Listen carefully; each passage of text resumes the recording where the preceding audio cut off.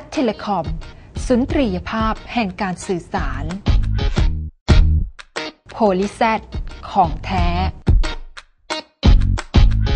กลับมาในช่วงนี้ค่ะคุณผู้ชมวันนี้รายการ Set Answer ของเรานะคะยังอยู่กับข้อมูลของปัญหาเครื่องลูกผสมยังไม่จบต่อเลยดีกว่าอย่าให้เสียเวลาก็คือชุดงานระบบอย่างที่เราดูในชุด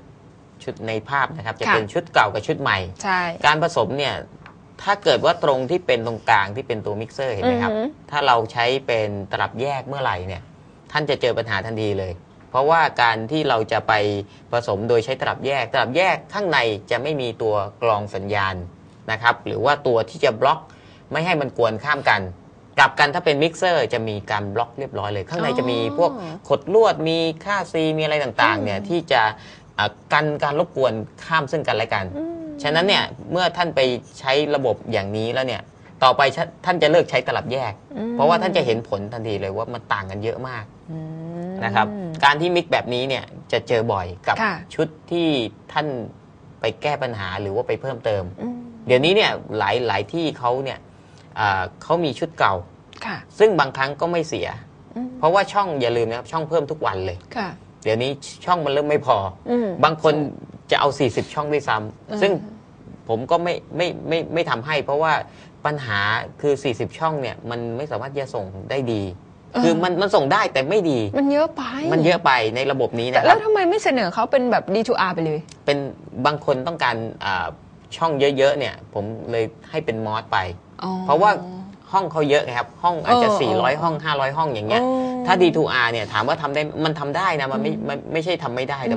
มันแพงมากเพราะเป็นระบบนั้นแล้วแพงมากแล้วอีกส่วนหนึ่งคือถ้าเป็น D2R เนี่ยมันอาจจะติดที่ว่าอยากมีช่องต่างประเทศอะไรอย่างเงี้ยใช่ตรงนี้ด้วยก็จะยากทีนี้เนี่ยถ้าเป็นระบบที่ห้องเยอะๆนะครับเน้นว่าห้องเยอะอาจจะเป็น50ห้องขึ้นไปเนี่ย50ห้องขึ้นไปเนี่ยหลายคนก็บอกว่าพอมาชั่งน้ำหนักระหว่าง D2R กับตัวนี้แล้วเนี่ยยังเป็นระบบนี้ยังใช้ได้ดีอยู่นะครับยังคุ้มกว่านะครับเรามาดูระบบส่วนใหญ่อย่างที่เราเคยให้เห็นภาพเนี่ยการรบกวนเพราะว่าสายมันลุงลังมากยุ่งเหยิงไปกันหมดปัจจุบันไม่ใช่แค่ RF อย่างเดียวมีระบบ IT เข้ามาด้วยใช่ไหมมีระบบแลนมีแลนมีโน่นมีโมเด็มมีอะไรต่างๆมากผมไปเจอก็โอ้โหพอมีระบบแลนเข้ามาระบบแลนนี่สายแลนนะสายเยอะมากห้องเป็น40-50ห้องเนี่ยเขาก็เดินแลนมาไว้จุดเดียวทีนี้ถ้าเก็บไม่ดีเนี่ยพอเราไปผสมเข้าไปอีกถ้าเราเก็บไม่ดีอีกห้องนี้เละไปกันใหญ่ก็เลยมองว่าปัจจุบันพอช่างไปซ่อมทีเนี่ยนะฉันก็ซ่อมของฉันไอ้สายอื่นฉันก็ไม่สนใจพอไอ้คนนั้นมาซ่อมของตัวเองก็เหมือนกันคิดเหมือนกันกลายเป็นอีลุงตุงนางกันไปสายเยอะมากฉะนั้นเนี่ยไม่ใช่เพียงระบบ RF เรานะระบบ IT เดี๋ยวนี้มันก็ยุ่งเหมือนกันฉะนั้นเราอย่าไปเพิ่มความยุ่งนะของเรานี่ง่ายอยู่แล้วนะอย่าไปเพิ่มใช่ฉะนั้นนี่สายเนี่ยก็เก็บให้ดีนะครับจะได้ไม่มีปัญหาเวลาไปไล่แก้ปัญหาทีหลังสาเหตุของปัญหาลูกผสมเมื่อกี้ก็บอกไปแล้วก็คือว่าตัวเครื่องเนี่ยมันผสมเข้ามาแล้วก็เราก็มิกคนละรุ่นกันมันจะต้องใช้มิกเซอร์ปัญหาสาเหตุอีกอันหนึ่งก็คือตัวเครื่องเนี่ยถ้าเราไปเจอรุ่นเก่าแล้วดันผสมหลายๆยี่ห้ออย่างนี้จะเจอปัญหาอะไรก็คือ1ก็คือเรื่องของความแรงของเครื่องแต่ละเครื่องเนี่ยสมัยก่อนอย่าว่าแต่ยี่ห้ออื่นเลยยี่ห้อเราเนี่ยแต่คนละรุ่นนะครับความแรงไม่เท่ากันความแรงเดิมทีเนี่ย RF อย่างรุ่นที่เราใช้กันก่อนหน้าเนี่ยความแรง68 dB แล้วก็มีการพัฒนาขึ้นมาว่าต้องแรงอีกหน่อยหนึ่งเพื่อส่งกลายเป็น70 dB ก็เพิ่มมา2 dB พอปัจจุบันเนี่ย IC พัฒนาขึ้นเขา RF modulator เนี่ยเขาต้องการให้มันส่งได้ไกลขึ้นเนี่ยก็เลยกลายเป็นในชิป IC ตัวเดียวกันเนี่ยเขาใส่บูสเตอร์เข้าไปอีกนะแอดบูสเตอร์เข้าไปกลายเป็น90 dB ปัจจุบันเนี่ยมอดของเครื่อง M-Tech เนี่ยออกมา90 dB เลยนะตัวเครื่องทีนี้90กับ70แล้วกันเอาง่ายๆเทียบกันดูความต่างกัน20 dB นะครับฉะนั้นเนี่ยจะให้มารวมกันแบบไม่กวนเลยมันเป็นไปไม่ได้ไงถ้าท่านไปเพิ่มเติมสมมติว่าท่านเอาเครื่องตัวรุ่นใหม่เข้าไปเพิ่มใช่ไหมครับท่านต้องไปลดมันหน่อยอย่าไปผสมเข้าไปเลยนะครับมันจะต้องมีวิธีการลดมีวิธีการที่จะไปทำให้ความแรงของมันเนี่ยเท่ากับเครื่องอื่นก่อน โดยยังไงก็คือ1ก็คือตัว IF-MOS IF-MOS ประเภทนี้เนี่ยมันออกมาแรงปัจจุบันแรงใช่ไหมครับถ้าเราไปลดตัวรุ่นใหม่ไม่ได้เราก็ต้องอาศัยตัว MOS แบบแยกก็คือที่เราเรียกว่า MOS chip คือไปเพิ่มความแรงให้มันเพิ่มความแรงโดยเฉพาะตัวเลยใช่โดยแต่ละตัวเนี่ยสมมุติว่าเราต้องการที่จะให้เครื่องรุ่นเก่าเนี่ยที่มีหลากหลายรุ่นเนี่ยมีความแรงที่เท่ากันเนี่ยเราตัด IF-MOS ในตัวมันออกไปก่อนเลยแล้วเราเอา AV ของมันเนี่ยมาใช้เพราะว่า AV ของเขาเนี่ยยังไงก็ดูได้อยู่แล้วใช่ไหมครับก็เอามาเสียบกับ MOS chip แล้วก็ส่งเข้าไปรวมจะเท่ากันเป๊ะเลยเพราะว่า MOS chip กับตัว receiver ของ MTech เนี่ยใช้ MOS ตัวเดียวกันความแรงจะออกมาเท่ากันฉะนั้นนี่ท่านจะปรับง่ายมากเลยถ้าท่านเปลี่ยนตัวนี้เข้าไปนะครับปัจจุบันจะเป็นลักษณะนี้กับบางรุ่นเนี่ยไม่มี IF-MOS ทำไงไม่มี IF-MOS เราก็ต้องเพิ่มอย่างที่บอกว่าเราก็เพิ่มตัว MOS chip เข้าไปเหมือนกันตัวนี้ก็แก้ได้เหมือนกันอย่างที่บอกว่าข้างในตัว MOS chip ปัจจุบันเราพัฒนาให้มันออกมาเนี่ยเท่ากับตัวเครื่อง MTech เพื่อไม่ให้มีความเหลื่อมล้ำเวลาต่อเข้าไปใน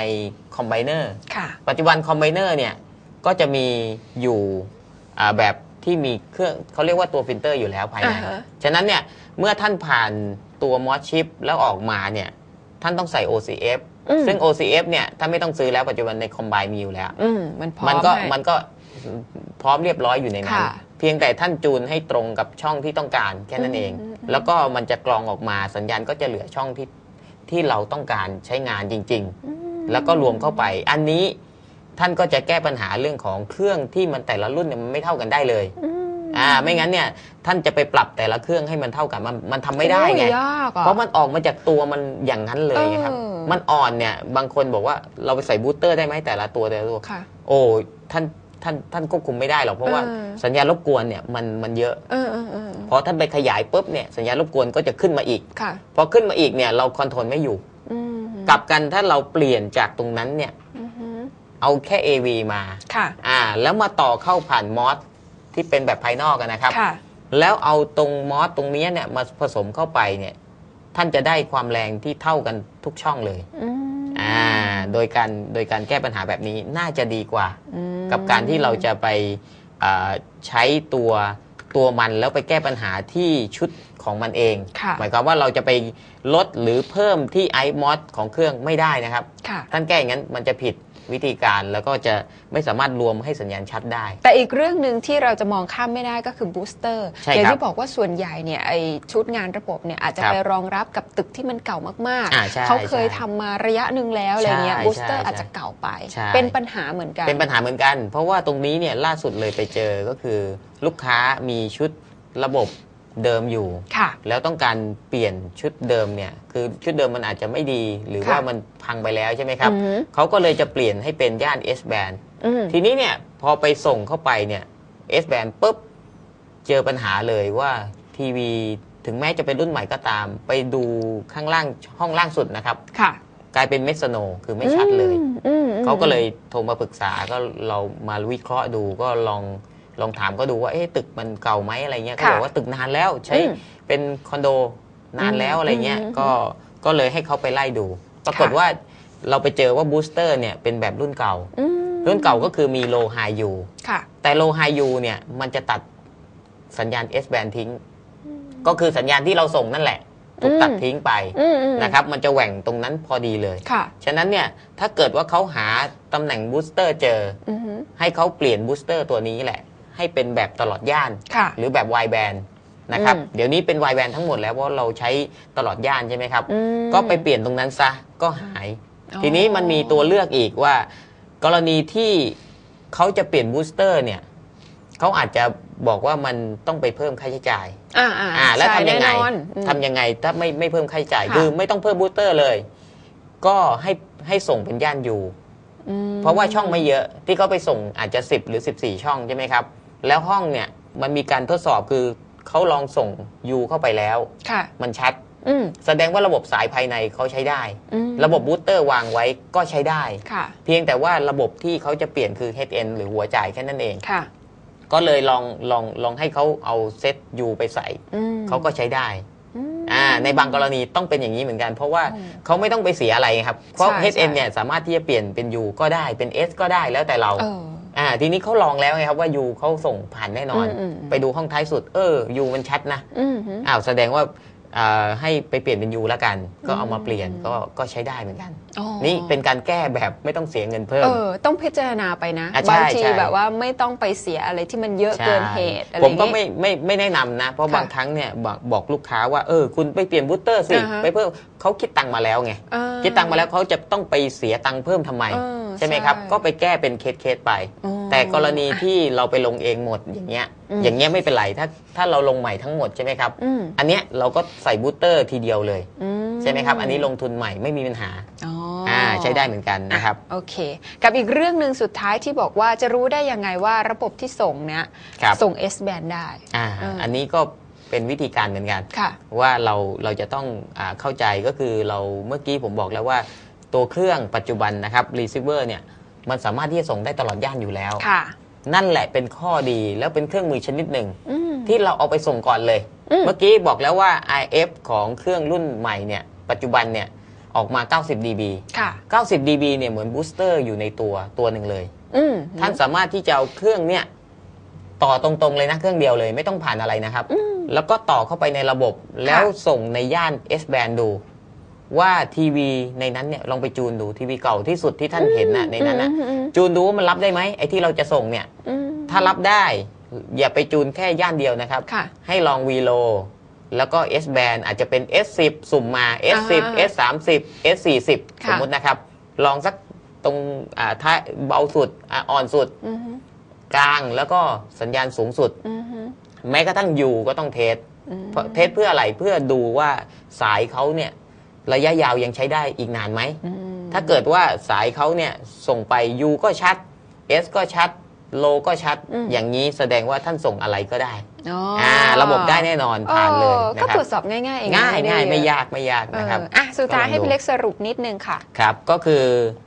วันนี้ก็จะพูด3เรื่องหลักก็อย่างที่บอกว่าเป็นเรื่องของการแก้ปัญหาลูกผสมแล้วก็ลูกผสมเนี่ยก็คือให้เราอย่าไปใช้ตัวตลับแยกกับทางนะครับเพราะนั่นคือการสร้างปัญหาใหม่ขึ้นมานะครับอันที่2ก็คือตัวบูสเตอร์เราต้องใช้แบบตลอดย่านถ้าท่านไม่สามารถที่จะเปลี่ยนหรือไปหาเจอว่าในตึกเนี่ยบูสเตอร์มันอยู่ตรงไหนให้ท่านส่งระบบที่ท่านเทสเนี่ยว่าผ่านแล้วเนี่ยท่านส่งแบบนั้นไปเลยนะครับเพราะว่ามันไม่ต้องเพิ่มค่าใช้จ่ายนะครับสามารถประหยัดค่าใช้จ่ายได้กับอีกอันหนึ่งว่าถ้า S band เนี่ยส่งได้ไหมในตึกนี้ถ้าเป็นระบบ S band ท่านก็เพียงแต่เอา receiver ที่มีอยู่นั่นแหละที่เป็นแบบตลอดย่านได้ก็ลองดูว่า low high U S ว่าส่งผ่านแล้วชัดไหมลองไปดูถ้าชัดแสดงว่าท่านส่งระบบอะไรก็ได้แล้วก็เลือกเอาตามที่ท่านเทสมาแล้วแค่นั้นเองนะครับโอเค